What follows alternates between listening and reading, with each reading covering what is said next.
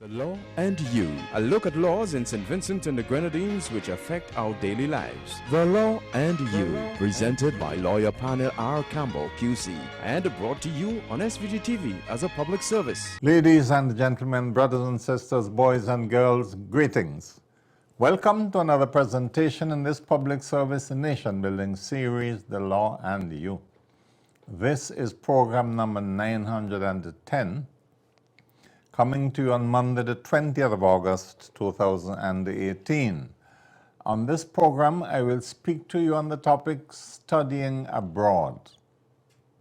But before getting into the topic, a few preliminary comments, beginning as usual with the expression of my deepest condolences to all families which have suffered recent bereavements, and in that connection, I want to identify 4 families in particular. First of all, the family of the late Bishop Ian Enoch, who was found apparently murdered on the weekend.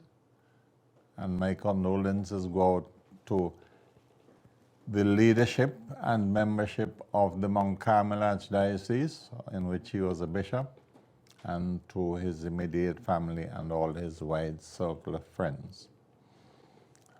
Secondly, I was saddened to hear this morning of the death of Mr. Sims Martin, Mr. Christian Ivor Martin, a well-known local economist who was one of the architects of this country's economic development in the 80s, well, the late 70s in fact, the 80s, the 90s, and every now and then we would read his columns in the newspaper. Brilliant son of the soil, a patriot.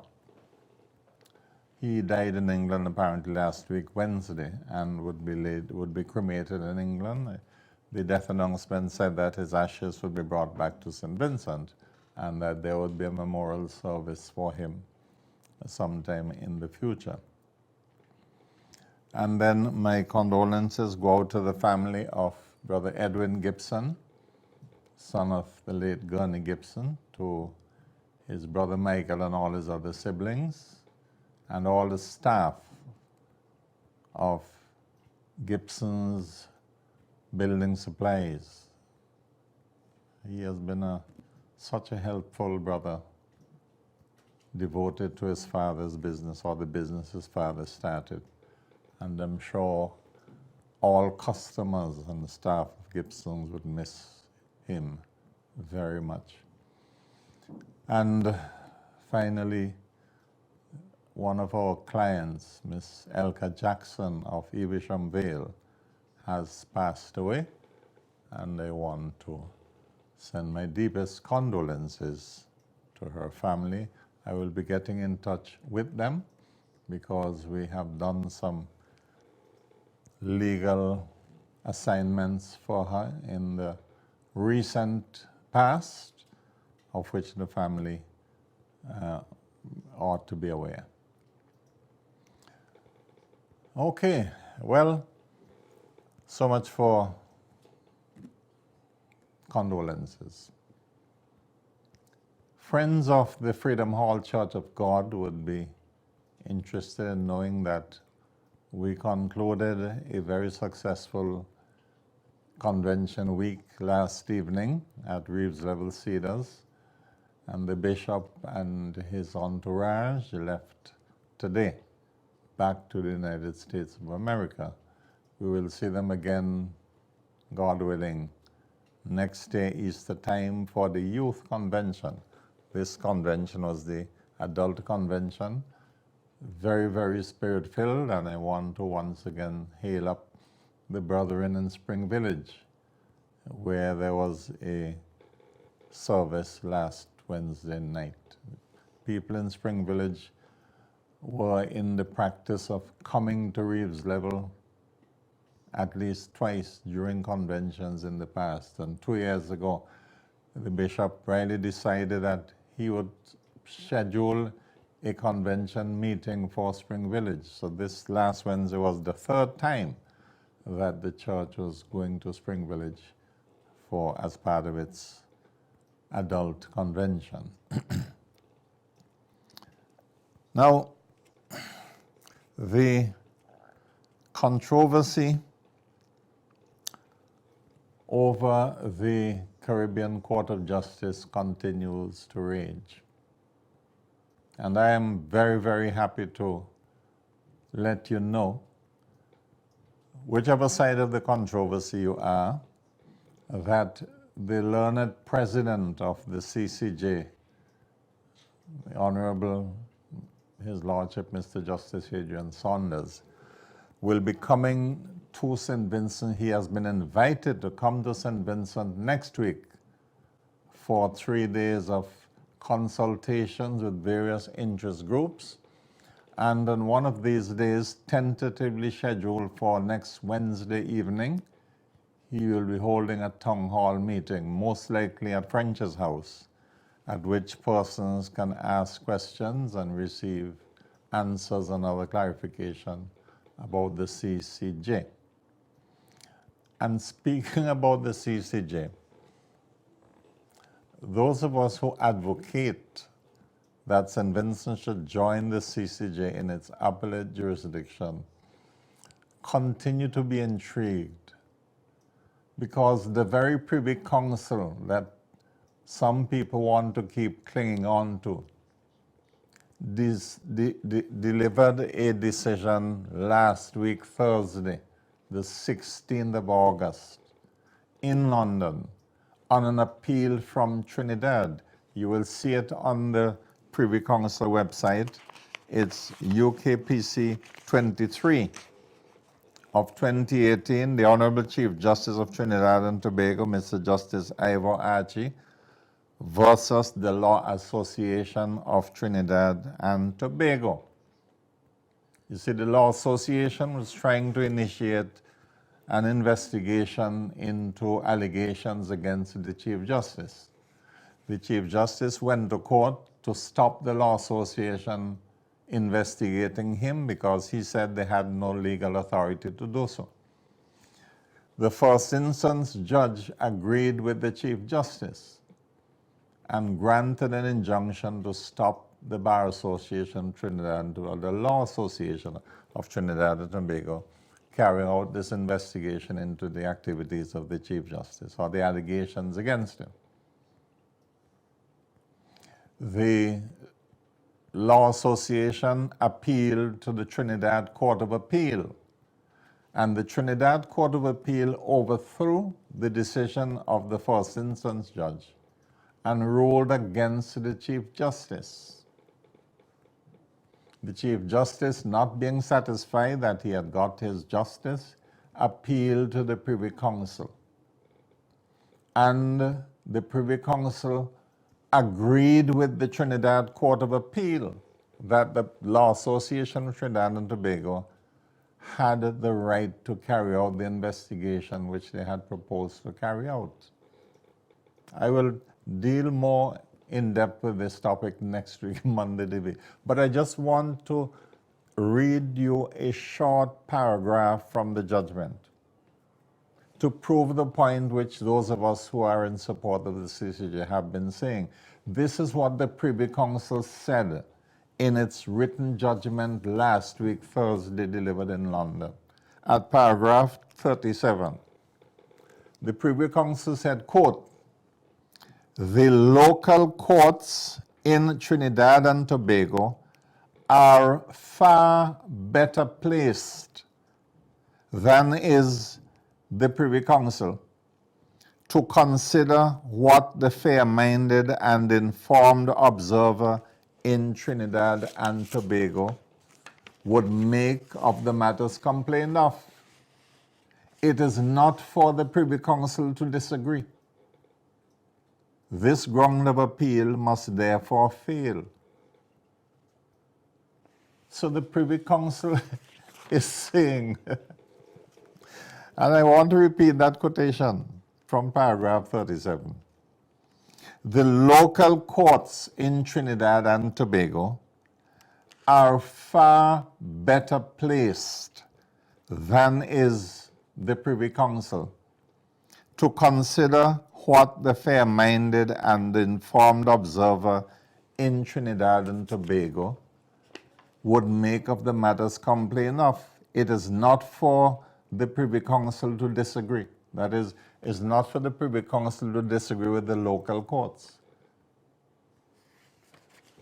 Now, I have simply read the word Privy Council, the words Privy Council, in place of the word this board, because the Privy Council in its judgments refer to themselves as a board. But the Privy Council keep on saying, and several other cases, they keep saying the same thing, that local courts are better placed than the court in London to make certain kinds of decisions. But that is not tonight's topic. I will deal with it in more detail next week, Monday, DV. And finally, for preliminaries, I wish to congratulate all students who have been successful in the CSEC exams, the results of which were published last week. Not only the students, but I want to congratulate their teachers and their parents. And let me say a special word of congratulations to those fathers who manfully supported their children in secondary school, even though they may not have been married to the mothers of those children. You know, the vast majority of students are being brought up by single parents, usually a mother, although there are a few father single parents around, but the mothers, and they are struggling. And I have appealed time and again on this program. In fact, I had 2 programs called Mind Your Picnic. I have appealed to fathers to help, if you're in a position to do that, to help to support your children. And some fathers have responded. Some fathers, of course, didn't need me to appeal to them. Some fathers carry out their responsibilities in an honest and commendable manner. But there were a few delinquent ones, but some of the delinquent ones took my advice, heard my plea, and did what they could to help their children, and I want to congratulate those fathers. Among the children who were successful, of course, we read of the geniuses who got, 15 and 16 subjects, but I want to single out 3 of them related to me. Firstly, Miss P.R Campbell of the Barley Secondary School, the daughter of my second cousin, Cassandra Campbell. Congratulations, P.R. I want to congratulate 2 of my goddaughters, Tiffany Pear of the St. Vincent Girls High School, who has done remarkably well, and Charisse Sayers, also my goddaughter, also of the Girls High School, who has done exceedingly well. Congratulations to all of you. And that brings me to the topic for the evening, studying abroad. Excuse me.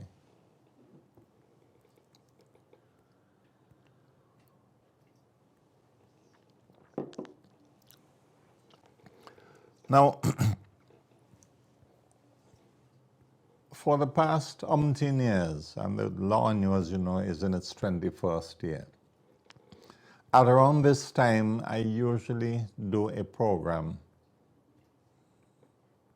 Most years, it's simply called Studying Abroad, like tonight's program. But that program is dedicated to giving advice to our students going abroad to study for the first time. I say for the first time because there are students who are going abroad, but they have been abroad before and so on, so they are veterans, they know the drill. So this is mainly for students who have never lived away from home in a foreign country. I consider myself well qualified to speak on the topic because I myself studied abroad, firstly in Canada for 3 years, 1965 to 68, then in Barbados for 4 years, 1970 to 74, and then in England, 1974 to 79. So for 12 years, I have lived in other people's countries as a student. Not only that, but each and every one of my children have studied abroad. My first daughter, whom I had years before I was married, she actually lives in Canada and has lived there since she was a child. Then I have a daughter who studied medicine at Mona and got her master's degree in dermatology in London. Then I have a son and a daughter who studied together at Mount St. Vincent University in Halifax, Nova Scotia, Canada. Then I have another daughter who studied law in Barbados for 3 years and in Trinidad for 2 years. And my youngest child, my son, studied in Cuba for 6 years and has just come back from New Zealand where he did his master's studying for a further year. So I am well qualified to know what is involved in someone studying in another country. Those of you who are going off to campuses in the Caribbean would not face the challenges which those going further afield will face, because if you go to Barbados, Trinidad, Jamaica, Guyana to study, you're still in the Caribbean and you're still among people whose culture you are thoroughly familiar with, or I should say, with which you are thoroughly familiar. Therefore, I will tailor my remarks more for those going further afield. And I have jotted down 5 subtopics. Wouldn't get through all of them this evening, but I would want to conclude next week, DB. The first subtopic is that you have to cultivate respect for the people of the country in which you will be studying, their culture, their institutions, and their laws. You have to respect your hosts and their system, their way of life. Secondly, and these are not in order of priority, but I just in random order, you have to be mindful of your personal security, including your health. I'll elaborate on each topic. Thirdly, you have to be sensible about the management of your finances, of which as a student you won't have a lot. So the less you have, the more prudent you have to be in managing your finances. Then fourthly, you have to be devoted to the studies that you have gone to embark upon. You haven't gone there on a holiday, you haven't gone on a picnic, you haven't gone for nice time. You have gone to study, and study is hard work. Study is painful. It demands discipline, depriving yourself of things, but you have to go through that to prepare yourself for the glory of when you graduate and get a job. And the fifth category, I have a note here, you must take and keep the Lord with you at all times. So let us look very quickly at each category. Respect for people, their culture, their institutions. When you go to live in a foreign country as a student, even if it's a 1-year course, you are going to a strange place. People are different.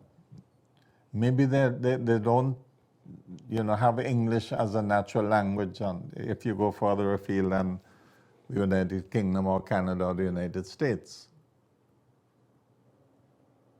They have different customs, different ways of doing things.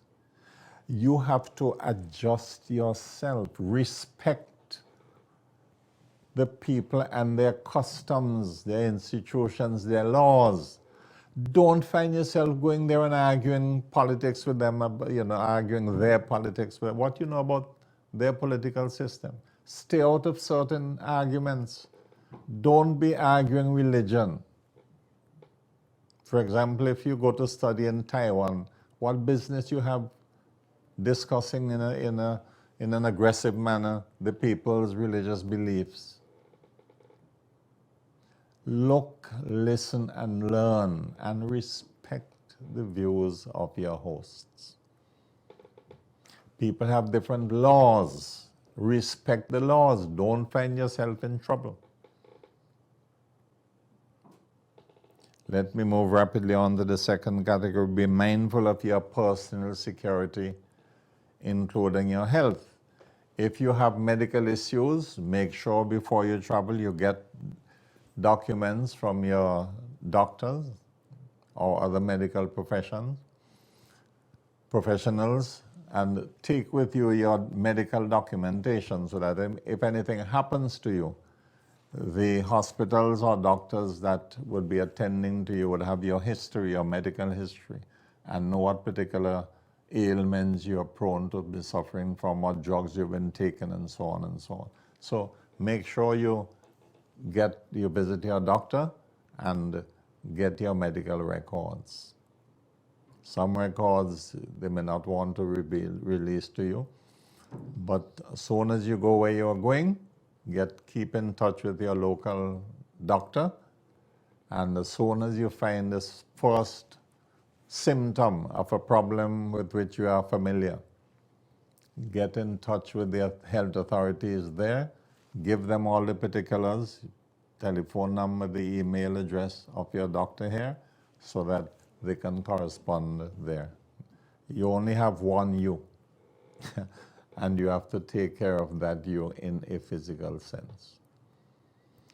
Personal security. Don't find yourself going out at night by yourself. That is craziness in a foreign country. If you have to go out, don't go too far from the campus where you are staying, or don't go too far from the dormitory or residence in which you are living, and always go in a group of persons. Don't play man or woman and say you're going out by yourself because you meet somebody and they befriend you and so on. Be sensible. Keep your head on your shoulders. Let me move rapidly on to the management of money. Unless your parents are filthy rich, and they have to be not just rich, they have to be filthy rich to be able to afford all your financial needs when you're abroad, you have to manage whatever little money you have in a careful manner.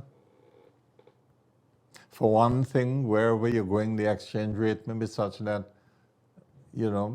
if it's in the United States of America, Canada, $20 in their money is plenty dollars in our money, and so forth. And your parents or guardians, somebody has to struggle to finance you if you have a government scholarship. It will not be enough, I am telling you from my experience. It will be just barely adequate for you to get by. You will still need financial help from your parents and relatives.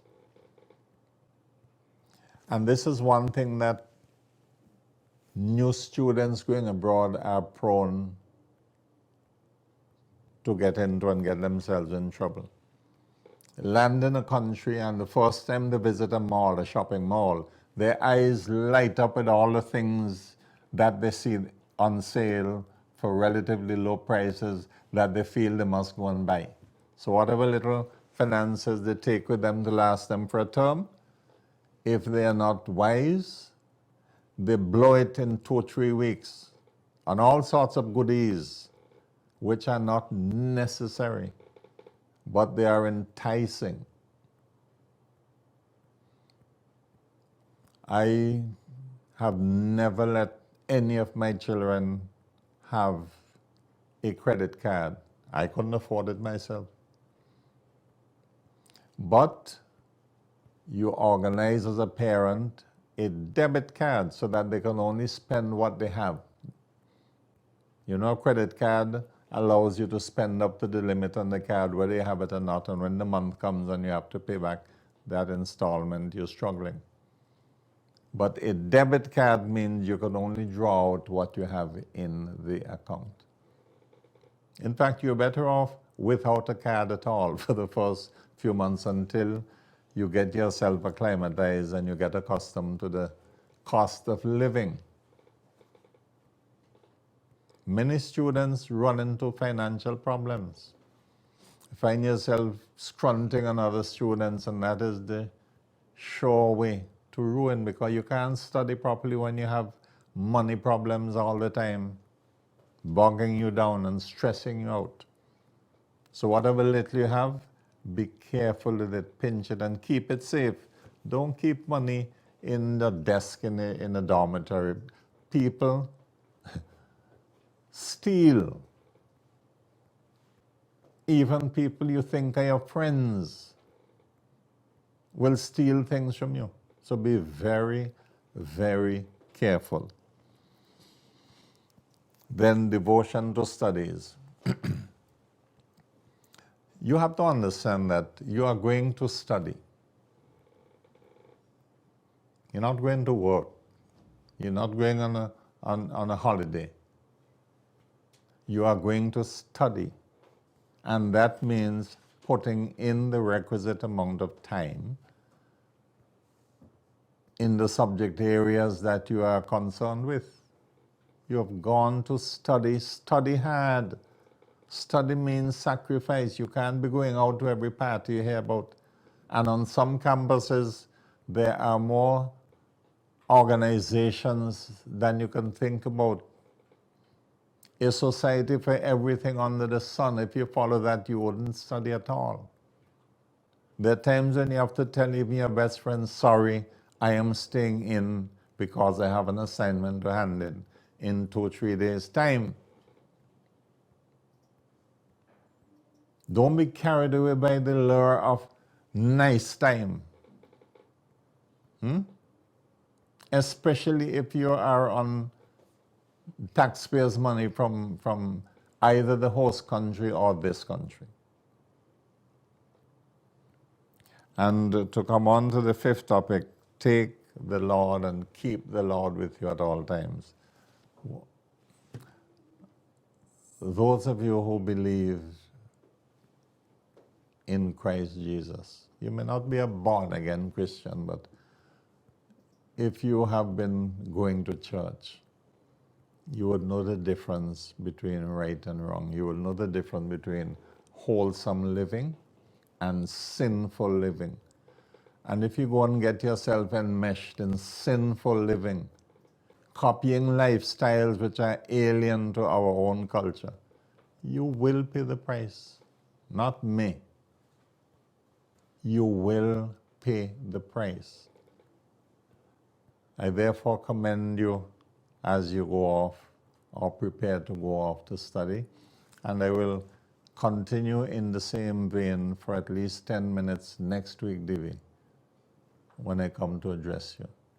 But let me congratulate all of you, and in particular, let me congratulate the daughter of one of my second cousins, P.R Campbell. She has got the chance to go to study in Taiwan. So Cassandra, one of your daughters going off to Taiwan, one has just got C-sex subjects. Congratulations. You have struggled with these children, and light will be at the tunnel one of these good days.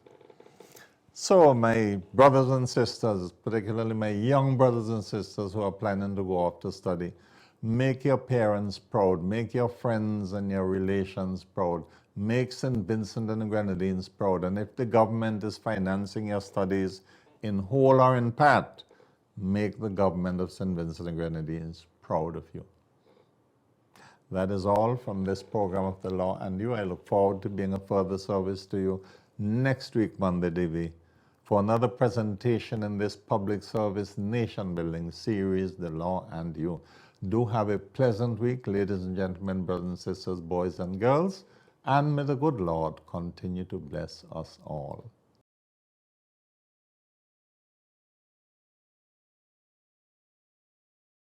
The Law and You, a look at laws in St. Vincent and the Grenadines which affect our daily lives. The Law and You, presented by lawyer panel P.R Campbell QC and brought to you on SVG-TV as a public service.